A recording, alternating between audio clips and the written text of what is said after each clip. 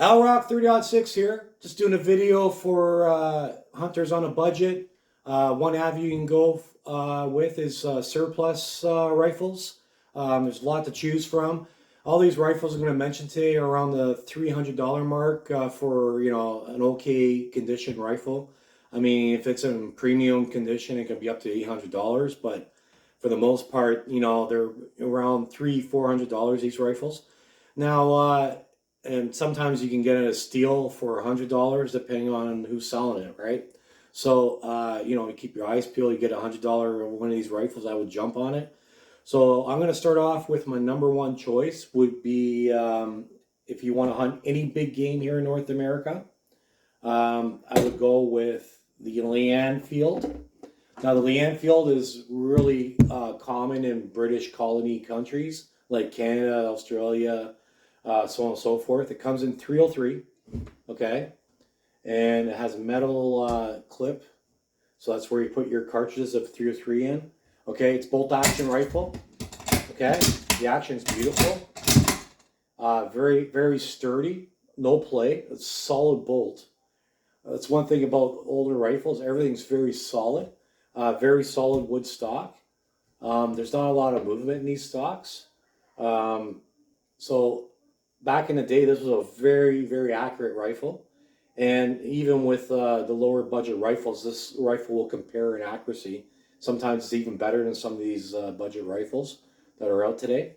So, yes, so 303 stock.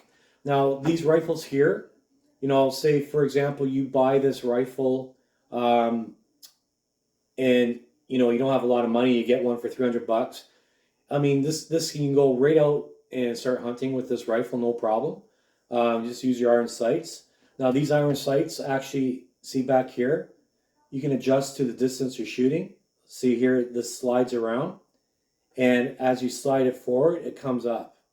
And it adjusts your rear sight to the distance you're shooting. Okay? Now, with this rifle here, later down on the road, if you want to build up on this rifle, you can. Tapco, Archangel sells stocks for this. So, I mean, you can modernize the stock on these to make it more ergonomic and perform better.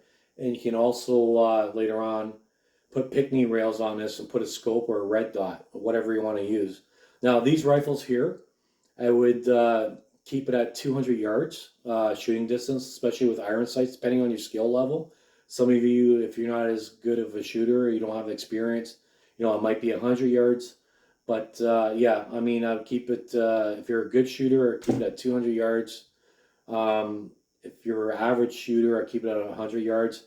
Of course, if you're able to mount a scope, and then you can go further than that. But with iron sights, you want to be ethical on your kills, and I would keep it at 200 yards if you're a really good shooter with this. Okay, so the other rifles I would go with, and you can modify these as well, is the Mosin Nugent 7.62 by 54 caliber cartridges goes in that. And then the other one is the Mauser K98, and that comes in 7.92 57 millimeters. These rifles, you can also do modifications on those, and they're all very accurate rifles and very sturdy. And for the most part, they cost about $300. But of course, that always varies on the condition of the rifle. So, I mean, there is avenues for us blue collar people, and this is one avenue you can go, is surplus rifles. Now, all those rifles I just mentioned, those can be used for any big game in North America. Any big game, it will take it down, and it'll be an ethical kill. Now, another option, but it's not good for any big game in my opinion. Some people do use it for moose, but I think the caliber is too small. Is the SKS, which is the predecessor of the AK-47. It's a great rifle. I've put in 1,000 rounds through this rifle. That's a round for 7.62 39. You can tell it's smaller than 30-06. 303. They're larger cartridges. But for hog and deer, There's nothing wrong with using this cartridge. Actually, for a hog, it's a perfect round for a hog. I bought this for a planker. I did the mods on this one. I went with Topco stock, and modified it. So this one here, it used to have a wood stock on it. And if you see right in here, there's like a little sort of like a gap. So what used to happen, you used to cock this rifle back. And then once you cocked it back, you have what's called a strip clip. And you placed it in here and you pushed the cartridges down into a metal magazine on the bottom. And I used to take 10 rounds. Okay, so now that I modified it, I'm able to put this in instead. So from the bottom, you feed it, and then you close the action, and then it puts a cartridge in your chamber, and you're ready to go. Now these magazines in particular take 20 rounds of 7.62-39. Now this one here in Canada, we had to tap it up at 5 because it's illegal to have magazines past 5 rounds. Unfortunately, you know, Canada's not as fun as the United States. So anyways, for hunting purposes, you're only allowed to have 5 cartridges in your magazine anyways for hunting purposes. So it's great for deer for us Canadians up here in Canada.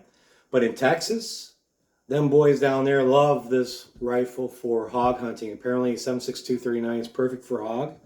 And they use these SKS rifles for hog hunting. This is actually the predecessor for the AK-47, and it's a beautiful rifle. I put 1,000 rounds of surplus ammo in this thing.